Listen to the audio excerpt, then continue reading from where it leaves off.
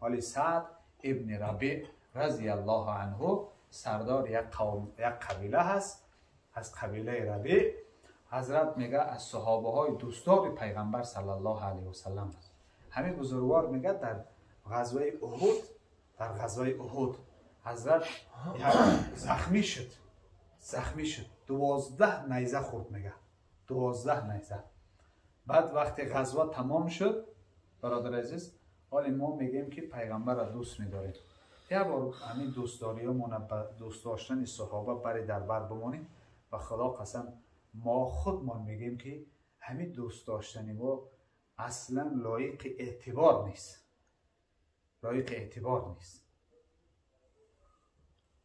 اونا بسیار عجیب دوست می‌داشتن پیغمبر. میگه همین سعد ابن ربیع زخمی شد رضی الله عنه و وقتی غزوه بود شد، پیغمبر صلی الله علیه و سلم دید که سعد نیست. گفت که یگان آدم هسته که جستجو کنه ما بین مردم سعد کو بینه چی حاله. هر کس مقصد پسی همو آدمای شناس خودش بود، خیش تواش بود، اکش بود، هر کسی مقصد زخمی ها را، شهیدا را مقصد جابجا میکردن. پیغمبر صلی الله علیه و سلم گفت یگان کسی هسته که برای سعد ببینه کو سعد کدوم حاله. یک صحابه میگه من از جام خیسم، گفتم حبیب خدا من میرم میکوم سعد. رفتم جستجو کردم که دیدم یک جا سعد غلطیدگی ای و زخمی ای، همش پری خونه، بسیار در حالت بد قرار داره. حضرت سعد ابن ربیع رضی الله عنه بعد میگه مرا دید و گفت چی میکوی؟ همین سعد اون نفری که پیغمبر روان کرد همون نفر دید، گفت که چی جستجو داری؟ گفتم پیغمبر خدا صلی الله علیه و سلم مرا بر سراغ روان کرده است که برای سعد ببین چه حال داره. بعد سعد گفت که دیدی حال ما 12 تیر خوردم، 12 تیر نیزه. من مقصد یقینه که میبرم، از ما به پیغمبر صلی الله علیه و سلم سلام برسان. 2 پیغام دارم. گفت این پیغامم برسان. گفت چی پیغام داری؟ گفت یکم پیغامم به پیغمبر صلی الله علیه و سلم. گفت حبیب خدا را از ما سلام بگو، سلامش بگو پیغمبر خدا را. دوم پیغام ما گفت به قومم برسان، به قوم ما برسان. این سردار قوم گفت به قوم ما برسان که سعد اخیران سخنش پیغامش به شما همین بود، تا زمان شما در سراتان چشم دارین، چشمای شما بینا هست، اگر به پیغمبر صلی الله علیه و سلم کمترین آزار برسه او چشم در سرای شما حیفه. این پیغام مرا برسان. گفت لا اله الا الله گوشم داد. دوست داری رو ببینید برادر عزیز که تا زمان شما چشم دارین، اگر به حبیب خدا کمترین آزار برسانند این چشم در سر شما حیفه. حیف همون بینایی شما را کور بدن تا بهتره. همین غزوه احد برادر عزیز اعلان شد از این دشمن. شیطان اعلان کرد که محمد کشته شد صلی الله علیه و سلم. اعلان کردن که پیغمبر خدا کشته شد، از جانب دشمن کشته شد. همین خبر میگه در مدینه منوره اعلان شد. احد ای مدینه منوره حاجی ها رفته باشن زیارت، در پهلوی شهر مدینه منوره اوقات دور نیست. خبر درو میگه به گوش مردم مدینه منوره رسید. صحابه روایت میکنه که غزوه تمام شد و ما در راه می آمدیم سوی مدینه منوره، به سوی خانه ها برمیگشتیم. یک زن میگه بسیار به حالت عجیب میگه از پیش روم برآمد. یک زن مسلمان مرا دید و سوال کرد، گفت که پیغمبر خدا صلی الله علیه و سلم چی حال داره؟ دوستان عزیز، پیغمبر صلی الله علیه و سلم در حدیث صحیح بخاری آمده است، حضرت انس روایت میکنه. حبیب خدا فرمودن ثلاثه من کن فیه وجد بهن حلاوت الایمان. شماها اگر بخواهین ای ایمانتان لذت ببرید، ای ایمان پسوی همین کوی احد میدوید. میگه یک صحابه میگه ای پیشم برآمد، پرسیدم همین پیغمبر پرسید از زن که حبیب خدا چی حال داره؟ در همین جنگ میگه روایت ده میگه 4 نفر ای خاندان همین زن کشته شدگی ای، روایت ده 3 نفر میگه پدر همین زن در همین جنگ احد شهید شدگی، شوهر شهید شدگی، برادر شهید شدگی، فرزند شهید شدگی. 4 نفر. میگه وقتی ای پیغمبر پرسید گفتمش که حبیب خدا، گفتم که زن پدر تو در این جنگ شهید شده، کشته شده است. اهمیت نداد. میگه محبت. ببین محبت وقتی در داخل انسان پر شد، برای انسان همه چیز ضرور، همون چیز دوست داشتهش قرار میگیره. این آدم پدرش دوست می‌داشت، شوهرش دوست می‌داشت، اما برابر با پیغمبر نی. او با این آیه عمل کردن. آخه النبی اولی بالمؤمنین من انفسهم. خدا گفت اگر مؤمنی واقعین باید پیغمبر ای جانهاتون عزیزتر باشه، از جاناتون عزیزتر. وقتی گفتم پدرت شهید شده است، اهمیت نداد. گفت ای پیغمبر خدا خبرم کرد. گفتم ای زن شوهرت کشته شده است. گفت که ای مرد، من تر از پیغمبر میپرسم، تا مرا خبر از دیگر جا میدی. گفتم برادرت کشته شده است. گفتم فرزندت کشته شده است. 4 نفر پیشنهادش کردم از خاندانش که همین خاندان تو در این غزوه از بین رفتن. میگه با ما جنجال گرفت. ای مرد مسلمان، ترا به خدا قسم، من ترا از پیغمبر میپرسم، تو چرا مرا از کسی دیگر خبر میدی؟ از پیغمبر مرا بگو. از پیغمبر بگو. یک زن، محبت یک زن. برادر عزیز، ما غیرت همو زنهای همو دوره را نداریم. به خدا قسم محبت همو زنهای همو دوره را نداریم. اگر محبت زنهای همو دوره اگر در دل ما باشه، ما انشاءالله نجات می‌یابیم برادر عزیز. لیکن معمولش هم نیست. یک زن ببین معامله شد. وقتی که این صحابه میگه گفتمش که آرام باش، آرام باش. پیغمبر خدا صلی الله علیه و سلم هیچ آسیبی رسیدگی نیست، هیچ ضرری رسیدگی نیست. پیغمبر صلی الله علیه و سلم زنده است و سلامت است. میگه همین زن همین جاش شیش گریان همین جاش شیش انتظار شد که پیغمبر صلی الله علیه و سلم بیاید. حبیب خدا میگه با صحابه آمدن. دوید رفت. میگه همین دامن پوشاک پیغمبر صلی الله علیه و سلم ردای جلک که پیغمبر دامنش قپید و گویا یا رسول الله صلی الله علیه و سلم کل مصیبت بعد مصیبت جلل. ای حبیب خدا گفت و خدا قسم گفت هیچ مصیبت برای ما وزن‌تر مصیبت تو نیست. اگر تو سالم باشی، ما مرگ پدر رو برداشت میکنیم، مرگ فرزند رو برداشت میکنیم، مرگ شوهر و برادر برای ما سبک است، اما شنیدن این را نداریم که بگن که حبیب خدا را آزار رسیدگی است. و خدا قسم همه مصیبت ها برای ما سبک است، اما مصیبتی تر برداشت نداره. یک زن چنین محبت داشت برادر عزیز. محبت صحابه.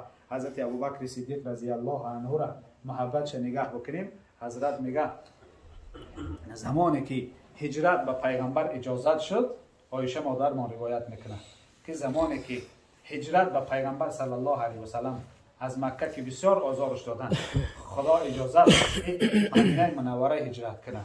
حبیب خدا حضرت ابوبکر صدیق فریاد کرد، گفت ای جانب پروردگار اجازه شده باید هجرت بکنیم. در این سفر باید همه صحابه ها برآمده بودن، یک دو صحابه مانده بود، خلاص با پیغمبر صلی الله علیه و سلم. ابوبکر صدیق رضی الله عنه گفت که در این سفر کی همراه جناب شما هست؟ دوست داری رو ببینید برادر است. خط شما کی هم سفر است؟ پیغمبر صلی الله علیه و سلم گفت برای همسفری من تو ابوبکر صدیق انتخاب شدگی که در این راه 500 کیلومتر از مکه تا مدینه 500 کیلومتر در این راه همسفری من تو باشی. ابوبکر صدیق رضی الله عنه عایشه مادر ما میگه خانه آمد زار به پنج خرسنده گریه میکنه. گفتم پدر چی گپ است؟ گفت خدای مهربان مرا برای همسفری پیغمبرش انتخاب کرده است که در سفر با پیغمبر مباش. حضرت میگه گریان میشد که همسفری پیغمبرم. اینقدر دوست می‌داشت. یک لحظه از پیغمبر صلی الله علیه و سلم جداگی حضرت ابوبکر صدیق برای خودش اجازه نمیداد. یک لحظه. هنگام مرگ ابوبکر صدیق هم ببینیم، حضرت عمر رضی الله عنه آمد که حضرت ابوبکر صدیق جاگه مرگ است. حال پرسیش کرد. گفت چی حال داری؟ خدا شفات بده. عمر گفت امید دارم. گفت ان شاء الله اخیران لحظه ها میگفت. اخیران لحظه ها حضرت ابوبکر صدیق و به حضرت عمر نصیحتاش کرد و گفت عمر میدانی گفت چقدر مشتاق پیغمبر صلی الله علیه و سلم میخوام همین لحظه مرگ و چشمو با پیغمبر صلی الله علیه و سلم روبرو باشم. صحابه ها چنین محبت داشتن برادر عزیز، چنین محبت. ما روایت های صحیح داریم که صحابه ها محبتی داشتن که صحابه میگن از پیغمبر صلی الله علیه و سلم آمدم و از قیامت پرسیدم، گفتم متى ساعه، قیامت کی میشه؟ پیغمبر خدا صلی الله علیه و سلم قیامت کی میشه؟ حبیب خدا به من نگاه کرد و گفت ما اعددت لها، برای قیامت چی تیاری دیدی که از قیامت میپرسی؟ گفتم ای حبیب خدا اوقات نماز زیاد ندارم، روزه زیاد ندارم، بندگی زیاد ندارم، لیکن یک چیز دارم بسیار بسیار چیز لازم است، بسیار چیز خوب است، ان شاء الله امیدم به ما. و چی داری؟ و این احب الله و رسول، خدا و پیغمبر او را دوست می‌دارم، خدا و پیغمبر او را دوست می‌دارم. پیغمبر صلی الله علیه و سلم این سخنی خوش شد، گفت انت مع من احببت، ای مرد روز قیامت با کسی هستی که او را دوست می‌داری. یعنی پیغمبر را دوست داشتی روز قیامت با پیغمبر حشر میشه، صحابه را دوست داشتی با صحابه حشر میشه، صالحین دوست داشتی فردای قیامت با صالحین حشر میشه. صحابه در روایت آمده است میگه شب پیش پیغمبر صلی الله علیه و سلم نیمی شب داد، میگه آمد پیغمبر از خواب خیز پیش پیغمبر خدا صلی الله علیه و سلم آمد در خانه پیغمبر تق تق کرد، نیمه شب داد، میگه حبیب خدا صلی الله علیه و سلم برآمد گفت چی گپ است؟ در روایت میگه حضرت ثوبان بود مولای پیغمبر صلی الله علیه و سلم، در روایت حضرت ربیعه، در روایت میگه رجل یک مردی است، میگه روایت ها مختلف است، یکی مردای صحابه بود، میگه آمد در پیغمبر صلی الله علیه و سلم تق تق کرد، حبیب خدا برآمد پیشش گفت تنجیه چی گپی؟ حال پرسش کرد، گوی پیغمبر خدا صلی الله علیه و سلم من بسیار یک حالت عجیب دارم. در روایت حضرت ثوبان میگه مولای پیغمبر، در روایت حضرت ثوبان میگه داخل پیش پیغمبر در آمد، می ثوبان پیش پیغمبر در آمد، پیغمبر صلی الله علیه و سلم دید رنگش زرد، رنگش بسیار حالت ناخوب، رنگش زرد، رنگ کسلی های. گفت ثوبان کسلی؟ پیغمبر صلی الله علیه و سلم پرسیدش، گفت نه پیغمبر خدا. گفت چی حال داری؟ چی به این رنگ رود زرد؟ گفت پیغمبر خدا به خدا قسم نه کسلم نه اقام درد. گفت به چه رنگ رود تا زرد شده؟ گفت که محبت شما، گفت ناگهان رنگ برم تغییر داد و یک حالت به یادم آمد. گفت چه حالت به یاد آمد؟ گفت در دنیا هر گاه شما را یاد میکنیم، هر گاه مشتاق شما میشیم، دویده میام شما را میبینم، زیارت میکنم، بسیار وقتم خوش میشه.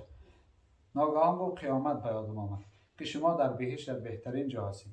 خدای مهربان اگر ما را داخل جنت کنه و ما در مقام پستر باشیم، در مکانی باشیم که هر لحظه شما را بخواهیم ببینیم، اگر اون لحظه ای که بخواهیم شما را ببینیم دیده نتانیم، پیغمبر خدا صلی الله علیه و سلم همین چیز بسیار مرا آزار داد. او بهش برای ما بهش نیست. در دوزخ اگر وصف تو در چنگ آید، ما را از حال بهشتیان ننگ آید. ور بی تو به صحرای بهشتم خوانند، صحرای بهشت بر دلم تنگ آید. صحابه پیغمبر صلی الله علیه و سلم این عشق داشتن. به تو اگر به بهشت بخوانند ما فراد منکر نمیریم بهشت. چقدر محبت عجیب داشت، چقدر محبت عجیب. حضرت بلال رضی الله عنه صحابه دوستدار پیغمبر صلی الله علیه و سلم، وقتی حبیب خدا صلی الله علیه و سلم از دنیا گذشت،